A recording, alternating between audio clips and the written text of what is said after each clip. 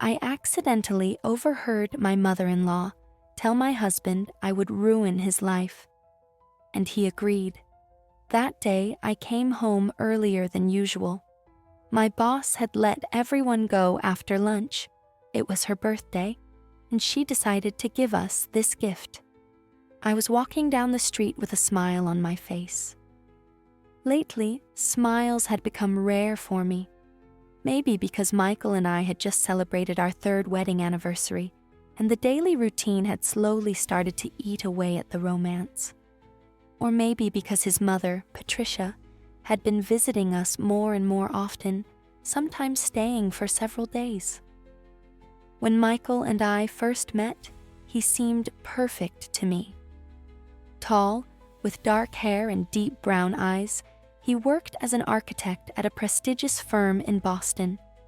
Smart, well-read, with a great sense of humor. Our dates were like something out of a movie. Restaurants, walks along the harbor, tickets to shows.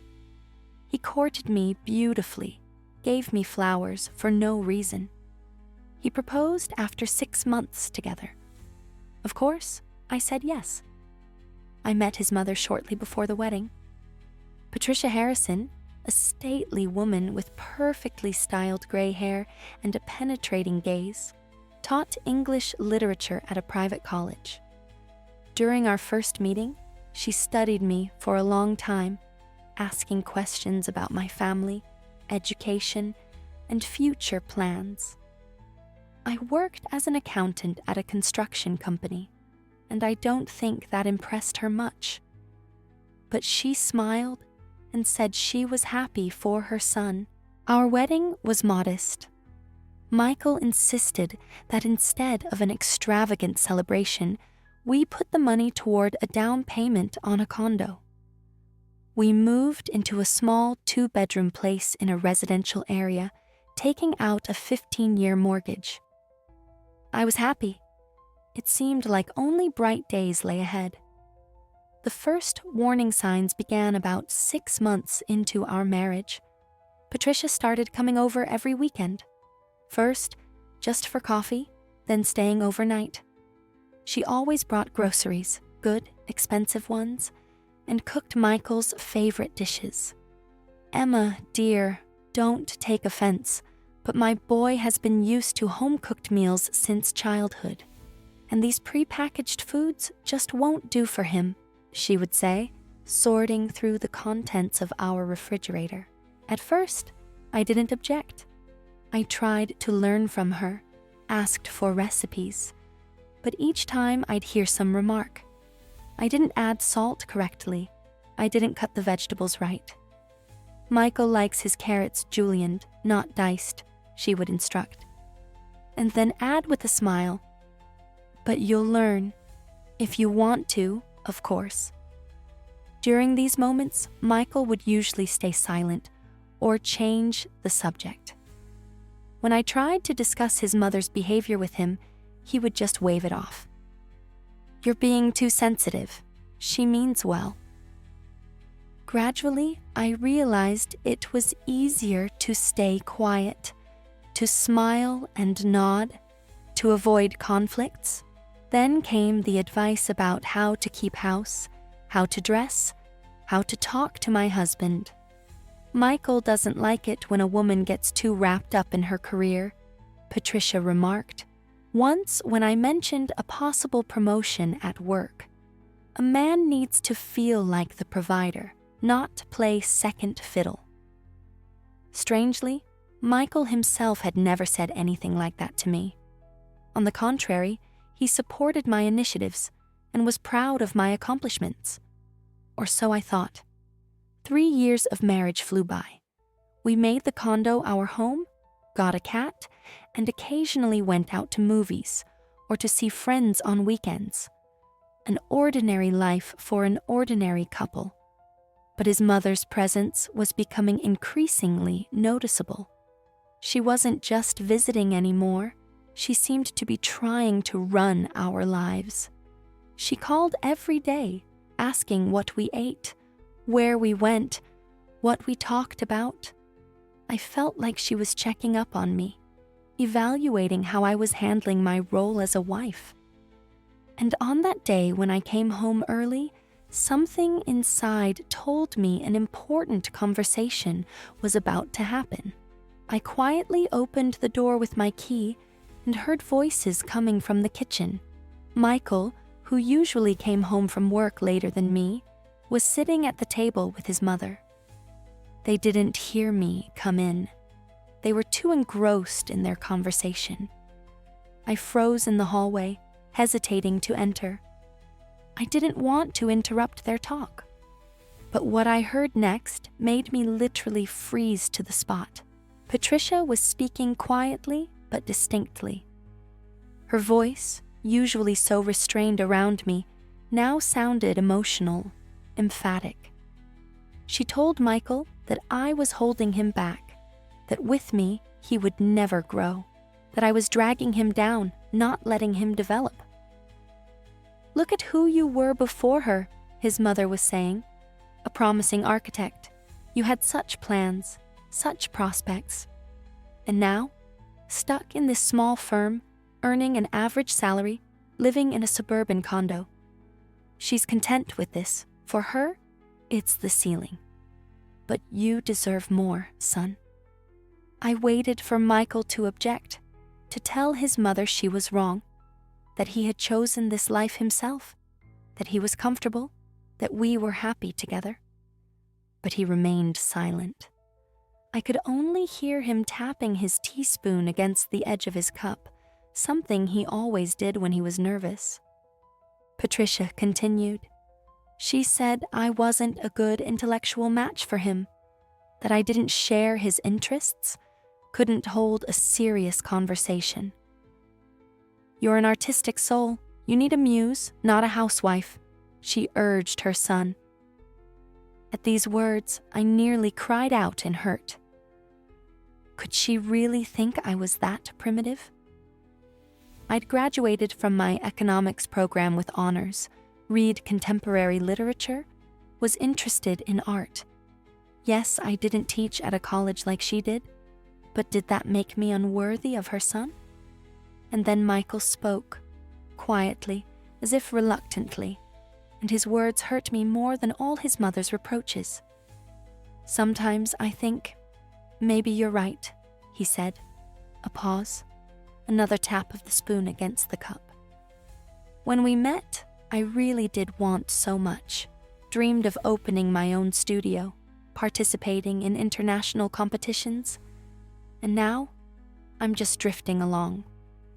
Patricia immediately picked up on this. "See, I'm telling you, she'll ruin your life. If not now, then in 5 years. You'll wake up at 40 and realize you've missed everything, and she'll be happy in her little world, and won't even understand what she's deprived you of." "But what can I do?" Michael asked, and I heard uncertainty in his voice. He really didn't know what to do. With our marriage, with me. I stood in the dim hallway, pressing my hand to my mouth to keep from sobbing. Everything was crumbling inside me.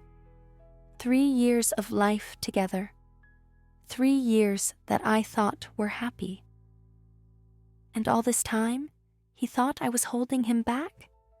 That I was the reason for his unrealized ambitions? Patricia said he needed to seriously think about his future. That 30 wasn't too late to start over. "Thank goodness you don't have children yet," she added with relief in her voice. And then I realized another terrible thing. Michael and I had been trying to have a baby for a year, unsuccessfully.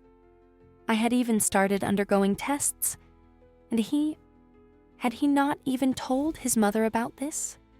Or had he told her, but they were both glad for our failures? I couldn't stand there any longer. I tiptoed back to the front door, quietly opened and closed it, loud enough for them to hear. Then I called out cheerfully, as if I had just arrived. "I'm home. Do we have company?" My voice sounded falsely bright, but they probably didn't notice. Michael met me in the hallway. He looked a bit embarrassed but quickly composed himself. He kissed me on the cheek, asked why I was home so early. I told him about my boss's birthday, about the unexpected day off. I smiled. I joked. Inside, everything was trembling and aching, but I didn't show it. Patricia came out of the kitchen, greeted me.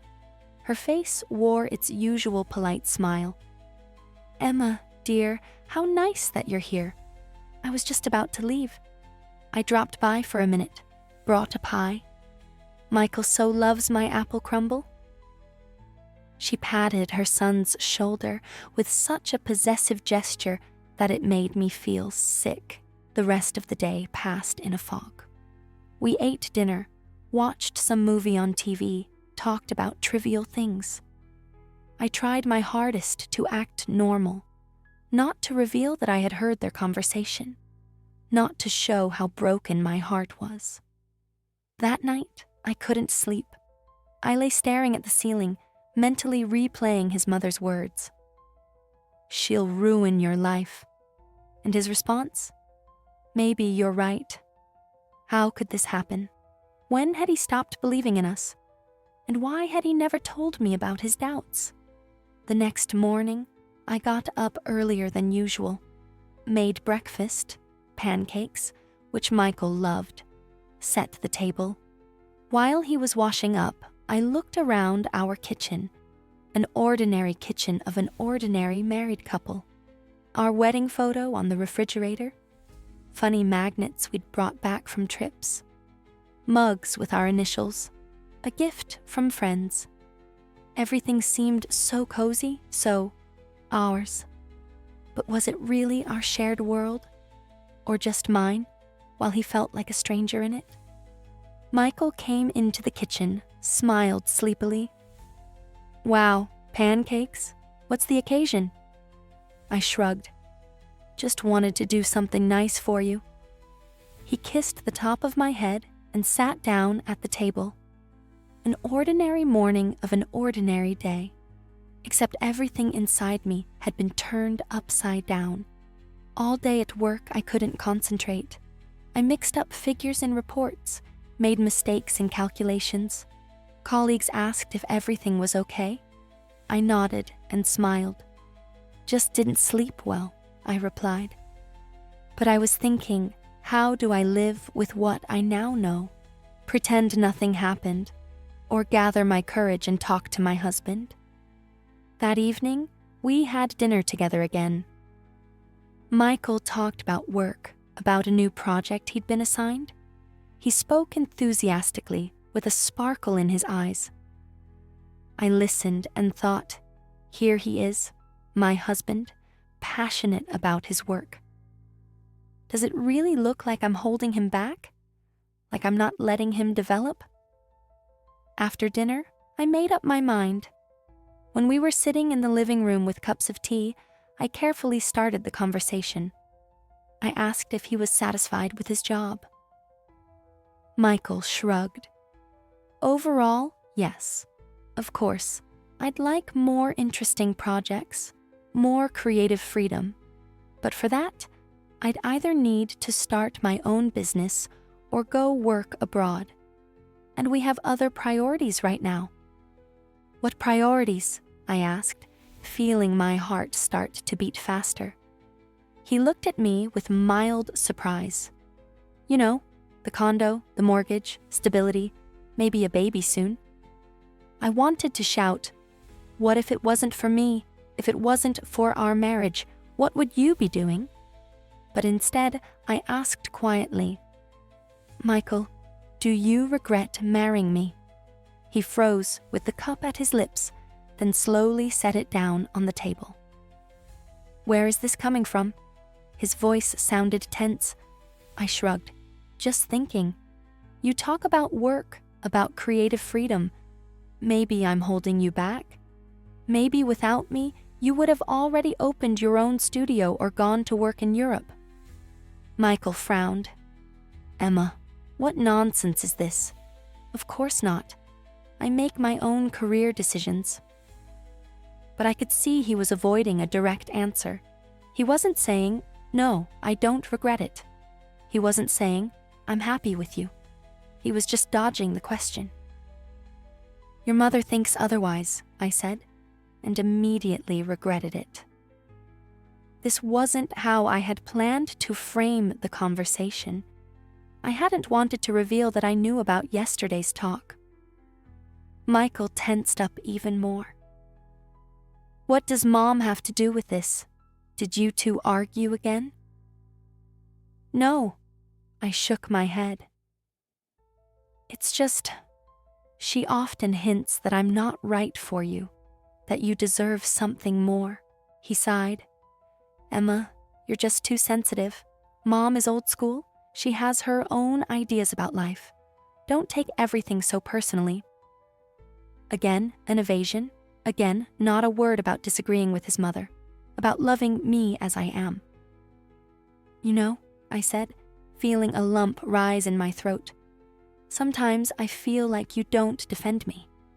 When your mom makes comments, criticizes me, you stay silent. When she interferes in our affairs, you let her. Why, Michael?" He got up from the couch, paced around the room. "Emma, let's not do this. Mom is Mom. She means well. Yes, sometimes she goes too far, but it's out of love. She's always been demanding of herself and others. Don't take it personally. What if I say it bothers me when she comes over unannounced? When she takes over our kitchen like it's her own? When she gives me advice I didn't ask for?" Michael looked at me with irritation. "I'm not going to argue with my mother over such little things. She's not young anymore. She needs our attention. Besides, how do her visits bother you? She helps us, cooks, brings groceries. Many would be happy to have such a mother-in-law." I looked at my husband and didn't recognize him. It was as if a different person stood before me. Not the caring, attentive Michael I fell in love with, but someone's son who was accustomed to submitting to his mother's will and saw nothing strange in it. "You'll never take my side, will you?" I asked quietly. Michael sat down next to me, took my hand. "Emma, there are no sides here. We're family, you, me, Mom. We should support each other, not divide into camps. Please, let's drop this subject. You're just in a bad mood, tired. Everything will work out." I nodded, but inside, I understood. Nothing would work out. Because the problem wasn't my mood. The problem was that my husband didn't consider me a priority. He didn't put our relationship above his relationship with his mother. And it seemed, deep down, he agreed with her. I was holding him back. I wasn't the person he needed. The following week passed in a strange atmosphere. Michael and I walked on eggshells, talking only about everyday trifles, avoiding serious topics. I tried to act normally, but inside everything clenched with pain every time he picked up the phone and answered his mother's call. He would go to another room, speak in low tones. What were they talking about? Were they discussing me again? My shortcomings? My unsuitability? On Saturday, Patricia came to visit again. She brought bags of groceries, some books for Michael. I greeted her with a polite smile, offered tea. She looked at me with her examining gaze, as if trying to read something on my face. Did she know I had heard their conversation? Did she suspect? Michael fussed around his mother, helped unpack the groceries, showed her some photos on his laptop, and I sat to the side, feeling like an outsider. In my own home, with my own husband. That evening, after Patricia left, I decided to talk to Michael again. We were in the kitchen. I was washing dishes. He was drying plates with a towel. An everyday scene from married life. I told him I wanted to go visit my parents for a few days, alone. Michael was surprised. Why? Did something happen? I shook my head. No, I just want to rest, spend time with Mom and Dad. Haven't seen them in a while. He shrugged. If you want. When are you planning to go? Tomorrow, I replied, for 3 or 4 days. Michael nodded, but I could see he was puzzled by my decision. Usually, we visited my parents together. They lived in a town about 2 hours away by train. Sweet, simple people. Dad worked as an engineer at a factory. Mom was a nurse at a clinic. They adored Michael, thought he was a promising young man. They were proud their daughter had married an architect. Give them my best, Michael said, hanging the towel on a hook. And that was it. No questions about why I suddenly decided to leave. No attempts to keep me there. Maybe he was even glad for the chance to spend a few days without me. To invite his mother over, talk openly with her, without having to consider my feelings. The next day, I packed a small bag and left early in the morning. Michael was still asleep. It was the weekend, and he liked to sleep in. I left a note on the kitchen table, wrote that I'd call in the evening, that there was prepared food in the fridge, just need to heat it up. As if I were leaving on business, not running away from a relationship falling apart before my eyes. My parents met me with joy, but quickly noticed something was wrong. Mom asked if everything was okay between Michael and me. I made jokes, said I was just tired from work, that I needed a change of scenery. She nodded, but I could see concern in her eyes. Mom always knew when I had problems. In the evening, Michael called, asked how I got there, how my parents were. I gave short answers. He wasn't very talkative either. We exchanged a few phrases and said goodbye. 4 days with my parents flew by quickly. I helped Mom with housework, walked through streets familiar since childhood, even met up with a couple of school friends. Strangely, away from our condo, away from Michael, away from Patricia, I could breathe easier, as if I had dropped a heavy weight from my shoulders. On the last evening before I left, Mom and I sat in the kitchen. Dad had already gone to bed. He had to get up early for work. We drank tea, talked about various things, and suddenly, Mom asked directly, "Sweetie, are you having problems with Michael?" I wanted to lie, to say everything was fine, but I couldn't. Tears streamed from my eyes on their own. Mom hugged me, stroked my head like when I was a child, and I told her everything about the overheard conversation, about his mother's words, about my husband's reaction, about my doubts, fears, hurts. Mom listened attentively, not interrupting. When I finished, she sighed, "Emma, every family has its crises. The first few years are the hardest. You're adjusting, learning to live together. And mothers-in-law, they come in all varieties. I got lucky with your dad. His mom was a gem, God rest her soul. But many of my friends had problems with their husbands' mothers." I nodded, wiping away tears. I understood that Mom was trying to comfort me, to find an explanation. But she hadn't heard those words, hadn't seen how Michael agreed with his mother. "Talk to him," Mom advised. "Tell him directly what's bothering you. Maybe he doesn't even realize how much his behavior hurts you. Men often don't notice these things." I promised I would talk to him. Although inside, I had doubts. What would one more conversation change? If Michael really thought I was holding him back, that because of me, he hadn't achieved more in life. Could I convince him otherwise? Returning home, I found the apartment in perfect order. There was a vase with my favorite daisies on the table. Michael greeted me with a smile, hugged me, kissed me. "I missed you," he said. And I almost believed him, almost forgot that conversation in the kitchen, his words, his doubts.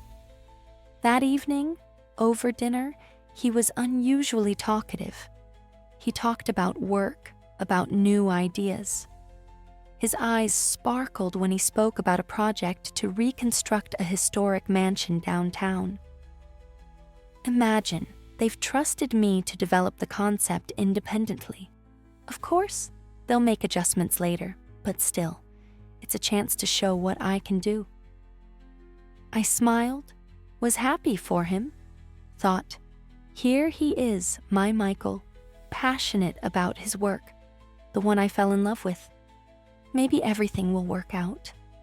Maybe his mother's words were just her fantasies, her desire to control her son's life. And he just didn't want to argue with her, so he nodded in response. But then Michael added casually, "By the way, I've been thinking maybe we should put our plans for a baby on hold, at least for a year or two.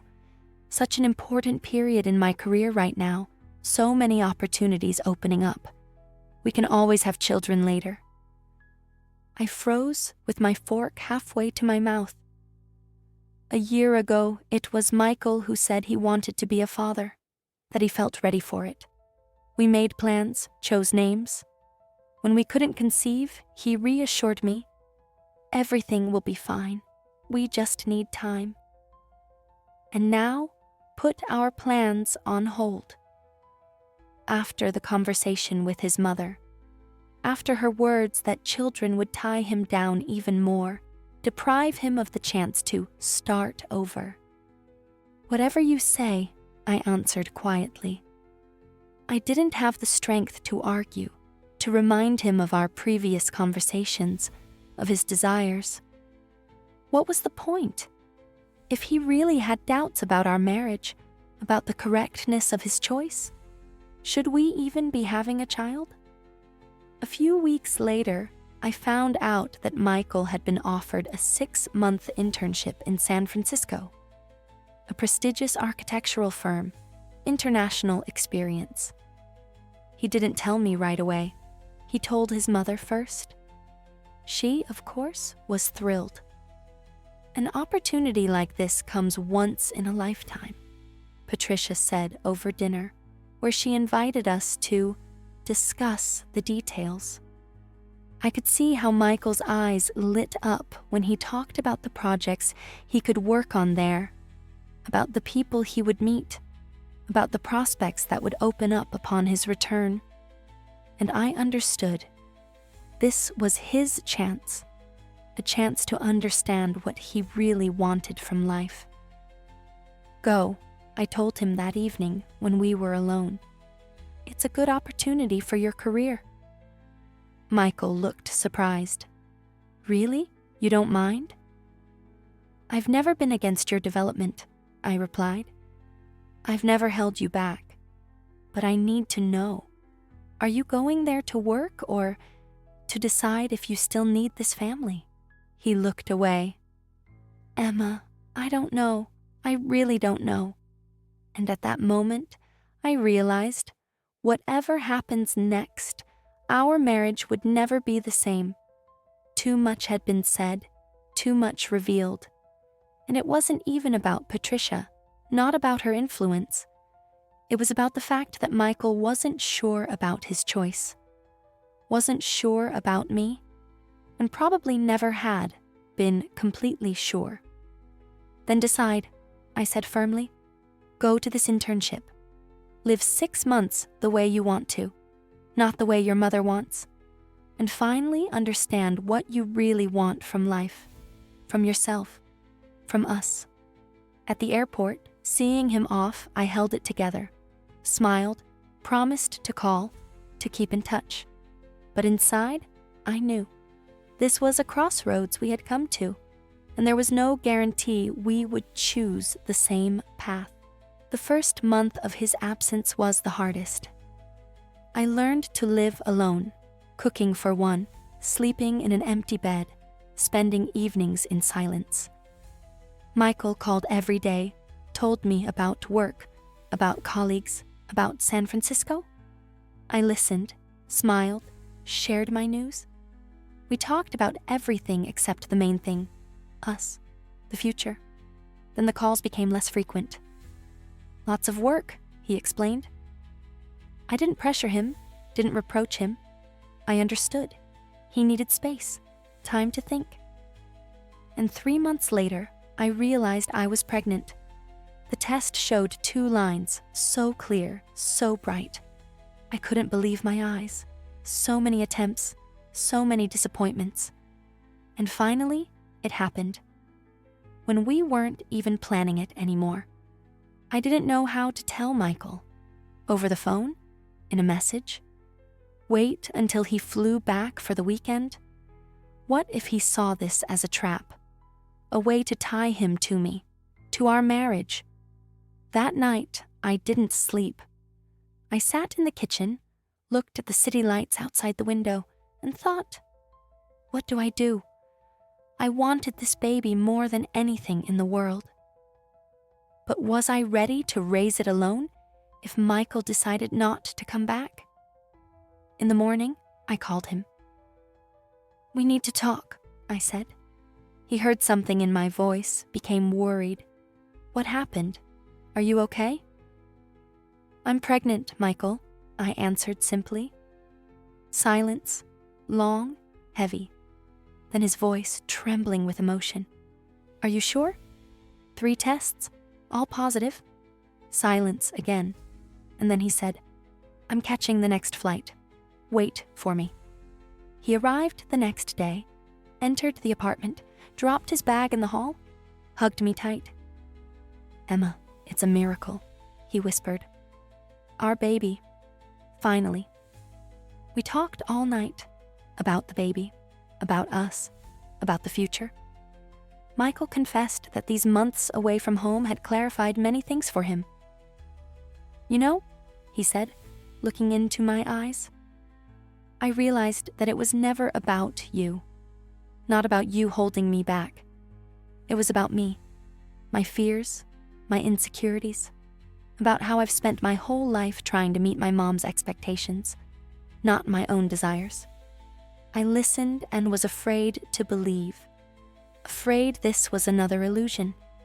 Another, maybe you're right. And now, I asked, now are you sure about yourself, about me, about us? He took my hands in his. Now I know for certain. My place is here, with you, with our child. And I won't let anyone interfere in our lives. Not Mom, not colleagues, not anyone else.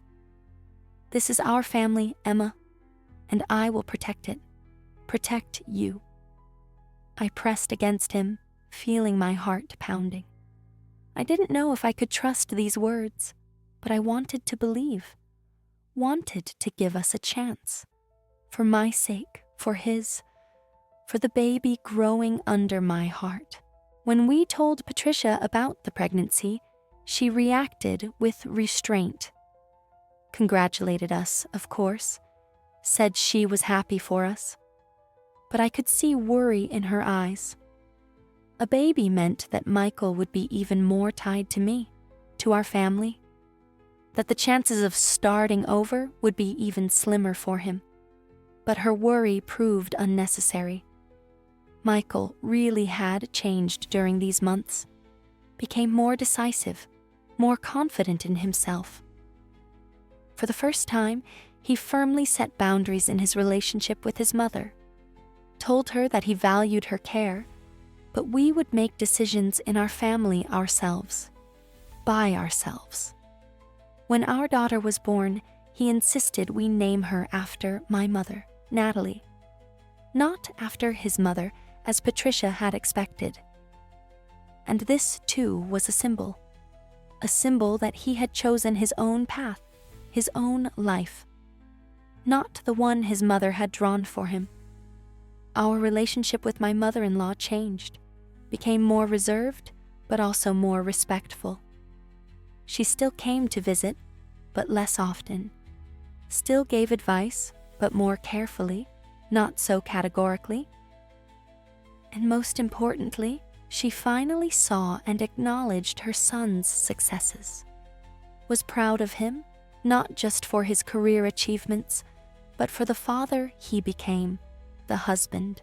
A year later, Michael finally took the plunge and opened his own small studio. Not all at once, not completely leaving his main job. But it was a step toward a dream, toward self-realization. And I supported him in everything, as I had always done, despite what Patricia thought of me. Sometimes, when rocking my daughter to sleep, I think about that day when I accidentally overheard my husband's conversation with his mother, about the words that hurt me so much.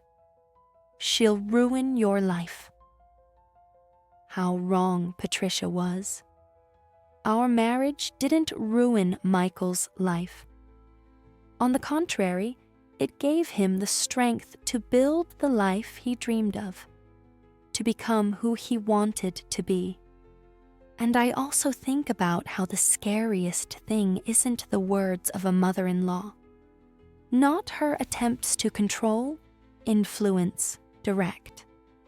The scariest thing is to realize you're in a family where no one defends you, where your partner doesn't take your side, doesn't stand up for your common boundaries, your common interests.